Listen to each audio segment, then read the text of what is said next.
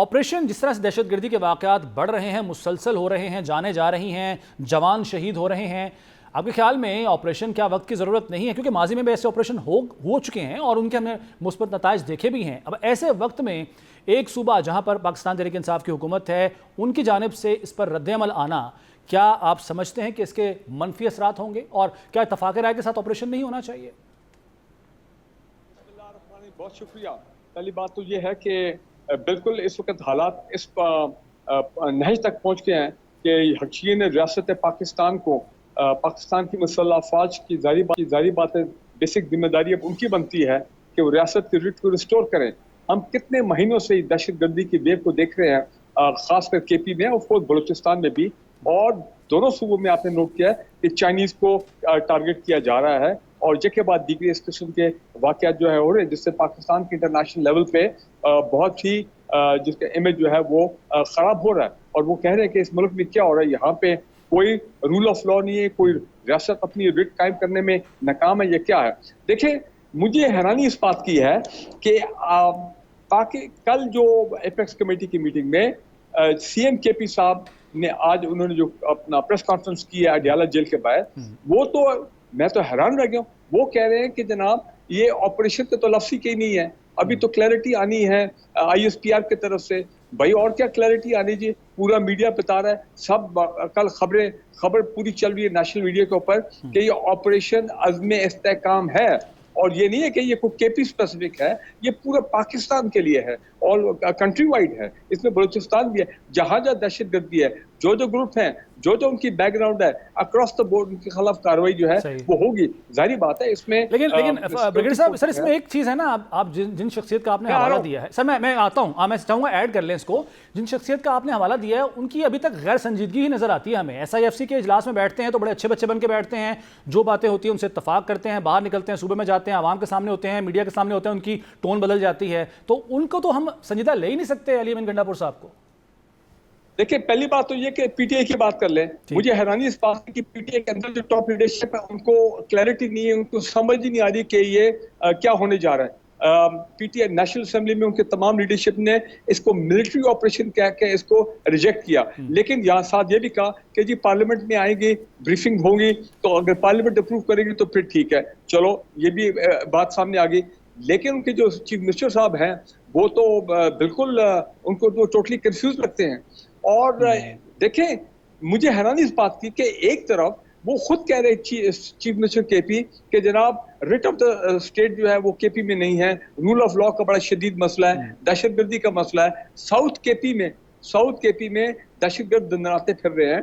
और उसके बाद आप देखें कि जितने बड़े रिसेंट वाकयात हुए चाइनीज के, वो केपी में हुए हैं। तो लिहाजा मुझे समझ नहीं आ रही है कि जब वो देखने के हालात, और ये भी कहा जा रहा है, मौलाना फजल रहमान साहब ने भी थोड़ी देर पहले क्या कहा कि जनाब वो ऐसा केपी सूबा है कि शाम के बाद तो पुलिस की वहाँ पे स्टेट की सूबे की रिटी कोई नहीं है। इसका मतलब पुलिस शाम के बाद जो है पुलिस अपने महदूद हो जाती है अपनी चौकियों में, अपनी पुलिस मौलाना फजल रहमान साहब तो इसलिए भी कर रहे हैं ना मुखालिफत। मौलाना फजल रहमान साहब, हालांकि अगर देखा जाए ब्रिगेडियर साहब, तो इलेक्शन के हवाले से सबसे ज़्यादा तनकीद यही करते रहे मौलाना फजल रहमान कि उन्हें मौका नहीं मिला अपनी कैंपेन चलाने का, क्योंकि दहशतगर्दी के हमले सबसे ज़्यादा JUI और बिलखुसूस मौलाना फजल रहमान पर हो रहे थे। एक तरफ वो ये जवाब देते हैं, दूसरी तरफ अगर ऑपरेशन की बात होती है उसकी मुखालिफत भी करते हैं। मैं ये तो कह रहा हूँ उन्होंने इसको इतना पॉलिटिसाइज कर दिया, उनके अपने को अज़ाइम में पॉलिटिकल एम्बिशंस हैं जो कि कंसिडरेशंस हैं केपी में कि वो अगर ऐलान कर दें कि हम जनाब इस ऑपरेशन को सपोर्ट करते हैं। मैं खुल के बात कर रहा हूँ कि हम इस ऑपरेशन को सपोर्ट करते हैं, जो भी उसके खतोखाल होंगे, काउंटर्स होंगे और जिस तरीके से भी होगा, जहाँ कहीं भी होंगे, तो जनाब वो एक्सपेक्ट कर रहे हैं कि फिर TTP वाले जो है वो इन पे हमले करेंगे, तो ये लोग खतरे में आ जाएंगे। तो लिहाजा ये इसको पोलिटिसाइज नहीं करना चाहिए, इसको रियासत के मुफीद वसी मफाद में देखना चाहिए।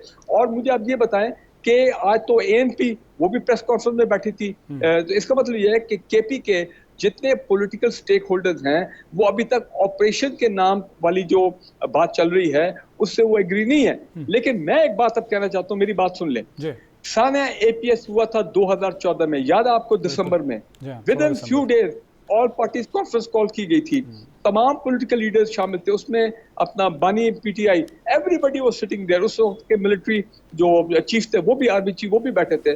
और जनाब पाकिस्तान में रूल ऑफ लॉ के लिए, रिट ऑफ द स्टेट को बहाल करने के लिए, दहशतगर्दों की कमर तोड़ने के लिए तमाम ने फैसला दिया और फौज को कहा कि हम आपके साथ ऑपरेशन में शामिल हैं, हम सपोर्ट करते हैं। नेशनल एक्शन प्लान बना था जी उस वक्त, बिल्कुल ब्रिगेडियर साहब जी, नेशनल एक्शन प्लान बना था और दहशतगर्दों को मिलिट्री कोर्ट्स में ट्राई करने का सबने इजाजत दी, पॉलिटिकल पार्टी ने दी, सुप्रीम कोर्ट ने भी 2 साल के दिए और ऑपरेशन ज़र्ब-ए-अदब हुआ। मैं ये कहता हूं कि इस वक्त तो हालात मेरी नजर में उससे ज्यादा गंभीर हैं, क्योंकि 2 हमारे बड़े सूबे जो है वो इससे अफेक्टेड हैं डायरेक्टली, और दूसरे मुझे बात कहनी नहीं चाहिए, लेकिन आपके ख्याल में मैं खुश होता हूं जब मुझे हर दूसरे दिन अखबार की और मीडिया भी हमारे बादशाह लोग हैं, फ्रंट पेज के ऊपर बड़ी तस्वीर क्या छापते हैं कि हमारे मोहतरम आर्मी चीफ और प्राइम मिनिस्टर साहब वो शोहदा के जस्ते खाकी को कंधा दे रहे हैं। ठीक है, इसमें एक बात तो बड़ी क्लियर है कि जनाब हमारे शोहदा जो है, हमारे फौजी अफसर जवान, हमारे पुलिस एहलकार, वो पाकिस्तान की सलामती, पाकिस्तान की सिक्योरिटी के लिए वो दहशतगर्दों का भरपूर मुकाबला कर रहे हैं। लेकिन फिर ये इसका एक नेगेटिव इफेक्ट तो आता है, मोरल इफेक्ट होता है अवाम का कि यार ये मतलब हम इसी काम के लिए रह गए। ये क्या यही तो तनकीद होती है ना पाकिस्तान तहरीक इंसाफ पर कि इन्होंने आबाद किया, बगैर तफरीक किए उन लोगों को भी जो दहशतगर्दी के संगीन वारदातों में मुलव्वस थे। अच्छा, मैं आपसे सर आखिर में ये जानना चाहूँगा, अब एक तरफ तो जैसे कि आपने भी इशारा कर दिया उस तरफ कि ये पोलिटिसाइज किया जा रहा है मामला, अब रेलिवेंट खुद को रखने के लिए पीटीआई ये कर रही है। सेकेंडली सर बात ये भी हो रही है कि पीटीआई पर पाबंदी लगा दी जाए। पाबंदी आपके ख्याल में मसले का हल है? अगर नहीं तो फिर आपके ख्याल में एक इत्तफाक़ राय के लिए क्या करना चाहिए गवर्नमेंट को, पाकिस्तान को? मैं ये समझता हूँ जिस तरह हमने 2014 में किया था साना एपीएस के बाद, ऑल पार्टीज कॉन्फ्रेंस हुई थी, तमाम लीडरशिप शामिल थी, उनको ऑन बोर्ड ले, उनको ब्रीफ कर लें, पार्लियामेंट में ब्रीफ करें, इन कैमरा ब्रीफिंग हो, उनको बताया जाए एग्जैक्ट सूरत हाल कि जनाब अगर हम ये नहीं करेंगे तो we are gone.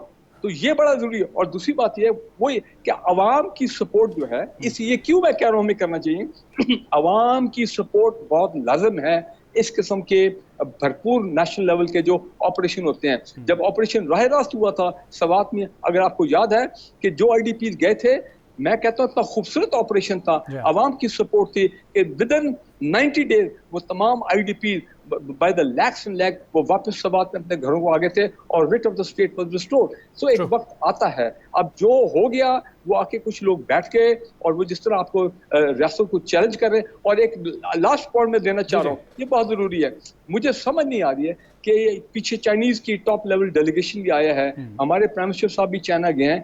I am sure Chinese को भी ये बात सोचना चाहिए, हमारे दोस्त हैं, ऑल वेदर फ्रेंड्स हैं, इतने डीप ताल्लुकात हैं कि जनाब आप अफगान गवर्नमेंट के साथ आपके अरबों डॉलर की आप इन्वेस्टमेंट करें अफगानिस्तान में, खुदारा उनको कहें कि जनाब ये बड़े अफगानी पाए गए हैं जो, और टीटीपी तो है ही है, जिन्होंने चाइनीज के खिलाफ ये असैसिनेशन अटैक किया। बड़ी माजरत के साथ आप इन्वेस्टमेंट की बात करें जो चाइना कर रहा है और दबाव डाल सकता है चाइना, लेकिन आप उस इन्वेस्टमेंट को भूल जाते हैं जो भारत वहां कर रहा है, और भारत के क्या अज़ाइम है ये आप और मुझसे छुपे हुए तो नहीं है ना? देखें वो तो बात लास्ट पॉइंट, वो तो बात सामने आ गई है कि कुछ लोग जो रिसेंटली मारे गए, पकड़े गए हैं, उन्होंने क्लियरली बता दिया कि अफगान तालिबान गवर्नमेंट जो है वो तो बिल्कुल इंडियन एजेंसीज के अंडर इन्फ्लुएंस है, सारी फंडिंग और ये तमाम चीजें वही लोग कर रहे हैं। सो मेरा कहने का मतलब है खुदारा ये तमाम पॉलिटिकल लीडरशिप इसको पोलिटिसाइज ना करें, ऑन बोर्ड आए for the sake of Pakistan, for the sake of our 2 provinces KP and Balochistan. और ये याद रखें केपी और बलूचिस्तान में